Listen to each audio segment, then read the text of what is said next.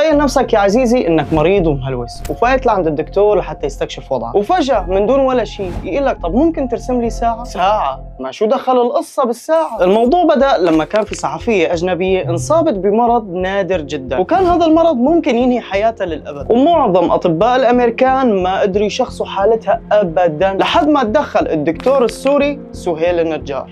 على فكرة في كثير عوائل بسوريا من بيت النجار. الصحفية كانت بتقول إن قبل ما الدكتور سهيل يتدخل كان الأطباء يقولوا إن حالتها النفسية والعقلية متدهورة جدا، وكان لازم يودوها لمستشفى الأمراض العقلية، والدكتور سهيل ما وافق على هذا الكلام أبدا، وكمان ما طلب منها لا فحوصات دم ولا أي أشعة، وكل اللي عمله إنه طلب منها ترسم له ساعة. فمن هون استنتج إنه هذا المرض جسدي لا أنه عقلي ولا نفسي. طيب كيف عرف؟ بسيطة، لما سوزان رسمت الساعة فكانت كل الأعداد من جهة اليمين، وهذا الشيء اللي أكد للدكتور إنه عندها مرض بالدماغ، فاستأصل جزء من الفص القفوي من دماغ المريض.